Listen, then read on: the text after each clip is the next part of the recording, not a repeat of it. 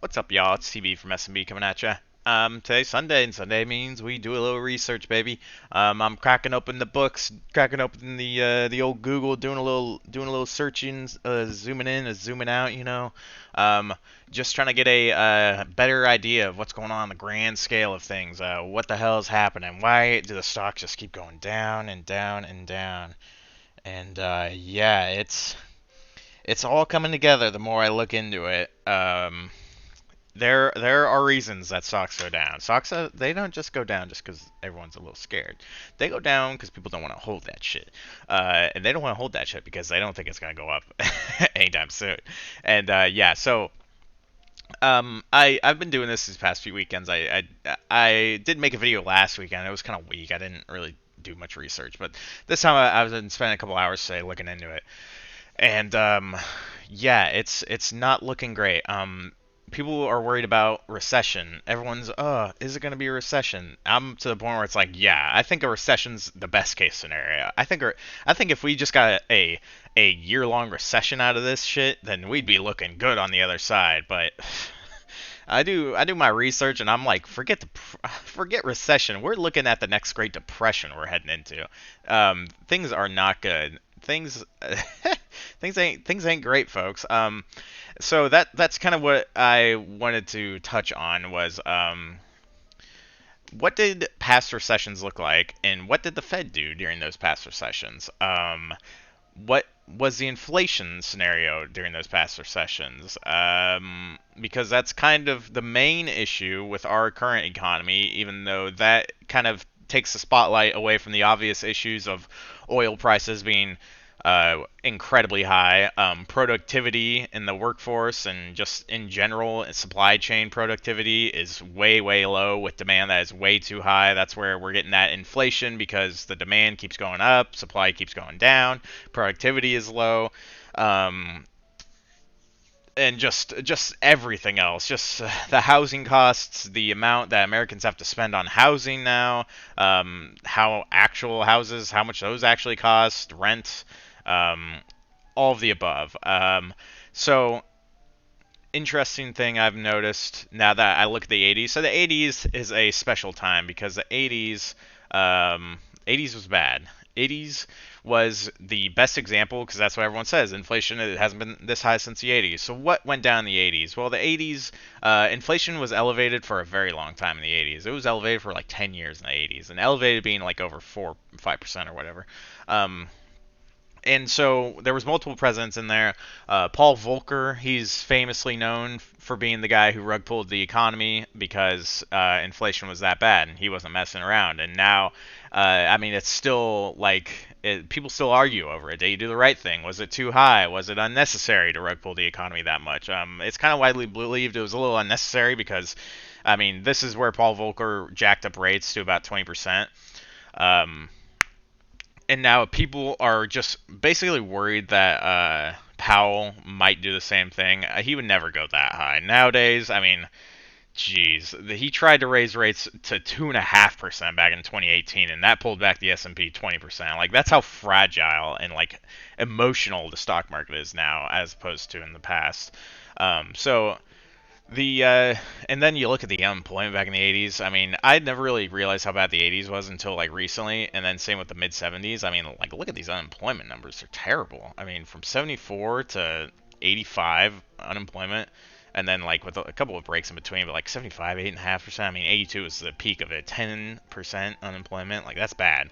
And then just looking at how so the recessions usually begin while interest rates are high slash rising. Um, that's where our recession is a little unique. It is the recession is beginning while interest rates are basically still zero, um, and so it is widely accepted and believed. And I mean, there's proof of it. It's a whole thing. I talked 20 minutes about that, but it's widely accepted that the Fed funds rates, which are the interest rates everyone talks about, those don't take effect on the actual economy, like the margins of companies. Those don't take effect for at least 6 to 18 months. So we got our first little hike in March, and it's like a drop in the bucket. It was a joke. Oh yeah, 25%. So we got that first hike. We haven't even felt that yet. It's only been 3 months, not even 3 months. We haven't felt that, and now we are at the 3/4 interest rate, and we still haven't felt that because that was back in May. So we are already seeing that decline from the big retail. We're seeing Walmart, Target, all the big companies. We're seeing the decline while they haven't even been affected by the Fed fund rate. Um, we're seeing that happening, and it's kind of scary because then you're wondering like, oh gosh, these companies, their margins are getting destroyed already, but what about when those funds come up and actually affect them? That's kind of scary. But so that's one thing I'm worried about, is that like these companies are already on such a fragile spot where they are already so loaded up on inventory. Like Walmart and Target are sitting on billions of dollars worth of inventory, and Amazon and whatnot too. Like all these retail companies are just getting destroyed, and they haven't even gotten touched by the Fed's interest rate hikes yet. So then we have back in 2007 the Great Recession. What happened then? So this is just a fun little history lesson too, because our Fed is such, I don't know how they're so naive, but the Fed of 2007 and 6, they were so worried about inflation because inflation was elevating. Let's see, inflation chart. 25-year. So we did have inflation getting elevated back there, back in around 2006, 2007, and it was getting elevated to like, I mean, 4%, 5%, and we got close to 6%. So the Fed back then, I mean, the Fed's on a different plan now, but back then it was believed if you want interest rates to be below 5%, or if you want inflation to be below 5%, you need to have interest rates at least at or above 5%. So that's what the Fed did back in 2006. The inflation was getting up there.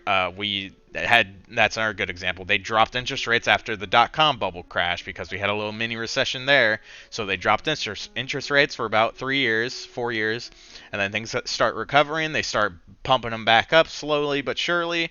And then what do we got? We have 5.25% interest rates here at 2007, 2006 because inflation was that high.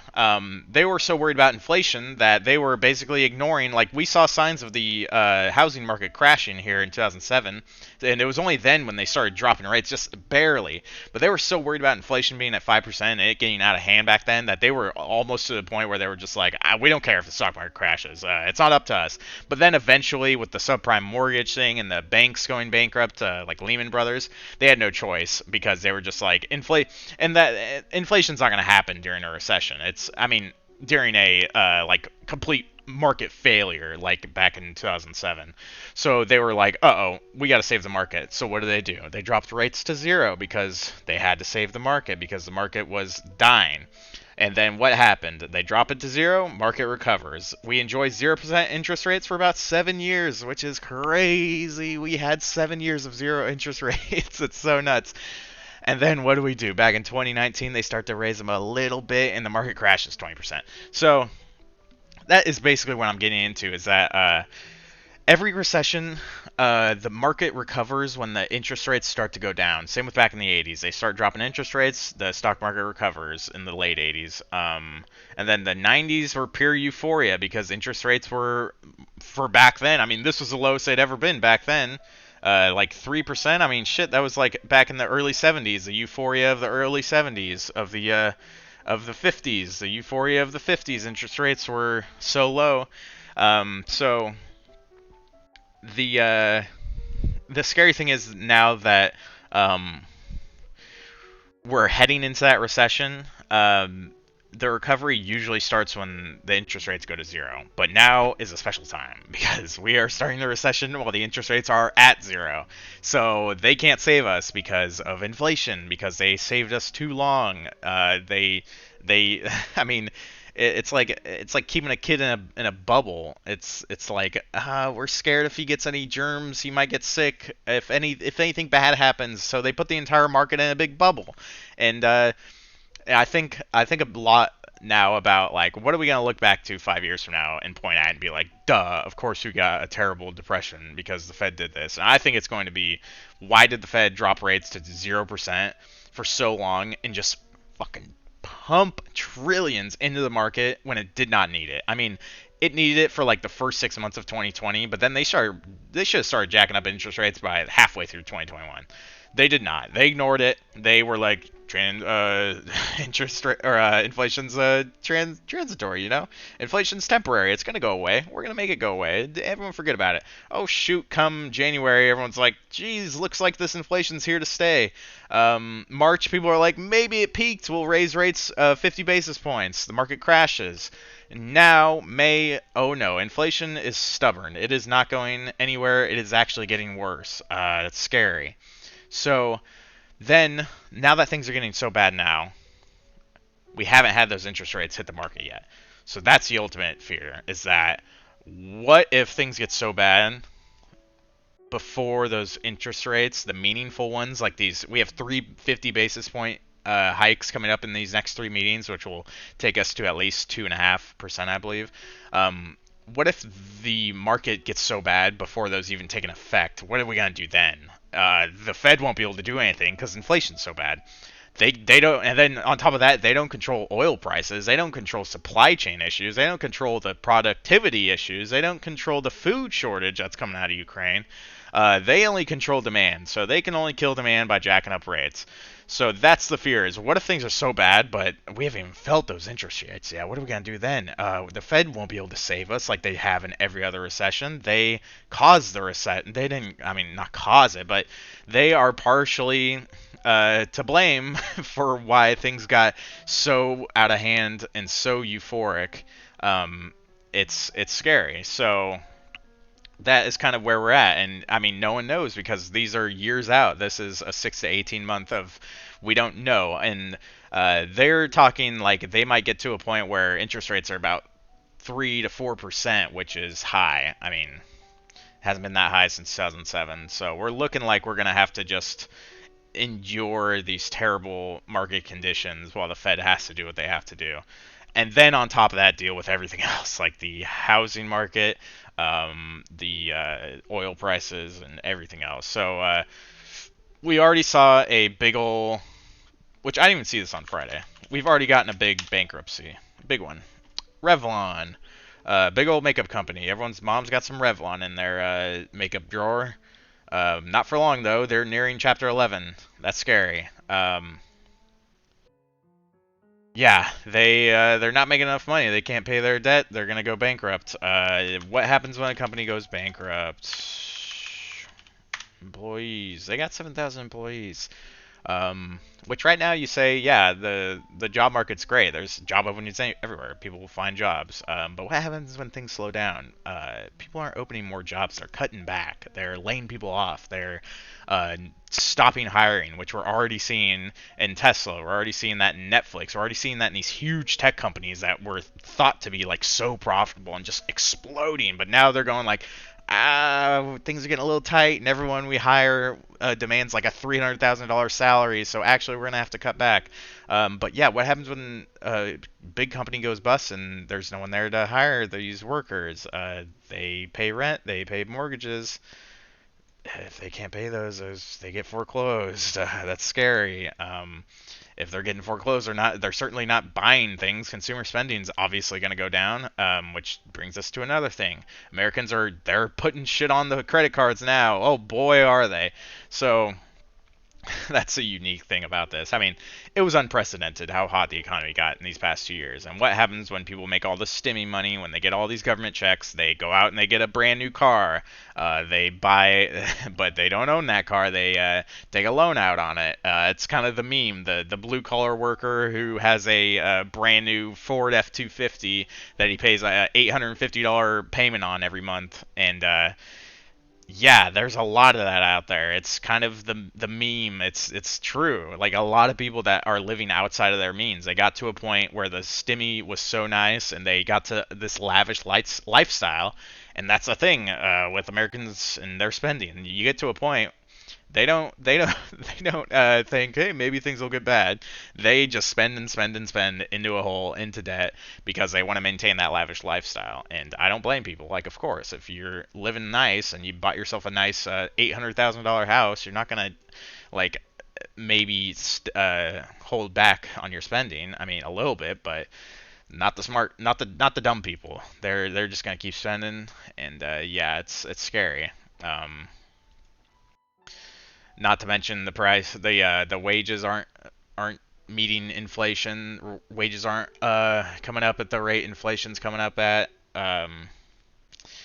Yeah, so that's the only thing that we have right now is that unemployment is, I mean, it's rock bottom. It's great, 3.9%. It's fantastic.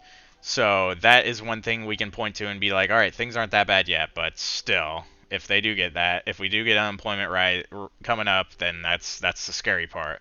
And it's just, yeah, it's upsetting because I and it's a psychological thing. Humans want to be like, yeah, things are going good. No one wants to.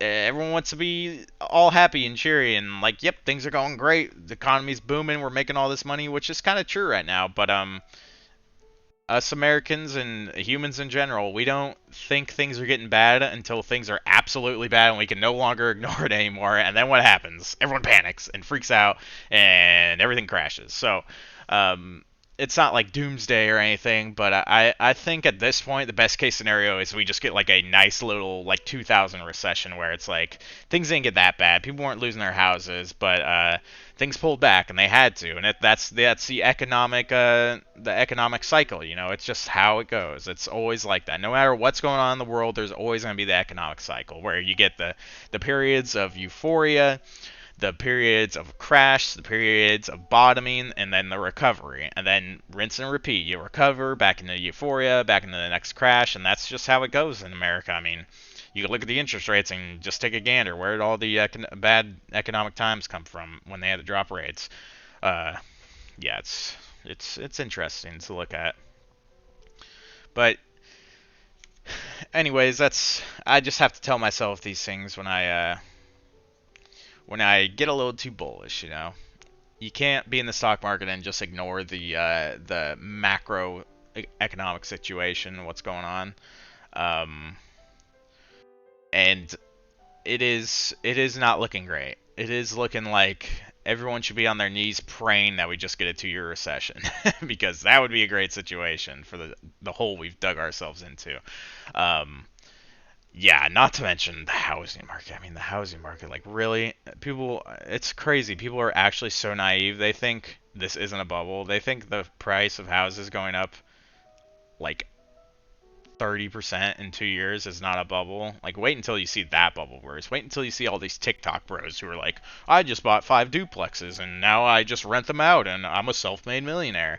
Wait until their tenants stop paying rent because they can't afford to. What's gonna happen then? Yeah, it's crazy. It's one of those meme things where it's like it was the same thing back in 2007. You watch The Big Short and there's like these strippers that they own 2 houses, and that's exactly what's happening now. You got these kids on TikTok who own like they own like 20 houses and they're self-made millionaires. And it's like that's the shit we're going to look back at. That's The Big Short too. Is they're going to have a scene in The Big Short too where some kids on this TikTok feed and you got some finance bro who's just like real estate is how I made it. I just got into the real estate market. And it's just like, yeah, you got into the real estate market at the start of 2020 and literally everything went straight up. But what'd you do when things went down? That's the scary part about real estate. It's not like stocks.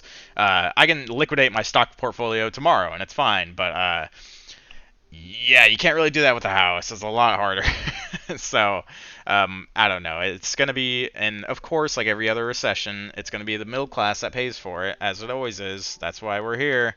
The rich folk, they sold all their shit long, long ago. They don't care what happens now. We're the ones that pay for it. So, it sucks. It is disappointing that we get to this spot, but yeah. So that's my Sunday rant, my Sunday fun day. Have a drink. Try to forget the world we live in, and we will prevail. But yeah, I'm gonna take a look and see where the stocks are pointing at for tomorrow. But we went straight down these past 2 days. I can't imagine we go straight down a third day, but yikes. Anyways, we'll see what happens. The political landscape is gonna have a big role to play in a lot of this. We got an election, so that's another funny thing is that Doesn't it seem like the media is kind of downplaying how bad things really are? Like, really? I mean, you would think the worst stock market start of a stock market year in 90 years would be like a panicking thing, but it just feels like it isn't. It feels like no one really cares. I mean, this is shocking. Like, look at this. This is shocking what the stock market has done in 6 months. It's gone straight fucking down. I mean, the Nasdaq is down 30% in 6 months. Some of these companies are down like 90%. Like, this is shocking stuff. But it feels like the media just doesn't even, they don't even give two shits. And it's like, wait a second, there's an election this year. Maybe that has some effect on what they talk about, doesn't it? Maybe they want somebody to stay in office. So it's going to be a fascinating couple of years. Hopefully not fascinating for the wrong reasons, but yeah, that's also. I mean, I could make a movie about the whole landscape we're in. It's so crazy. How things get this way. But anyways, that's all I got for you guys. So I'll make a video tomorrow. But yeah, I'll catch you later, guys. Bye.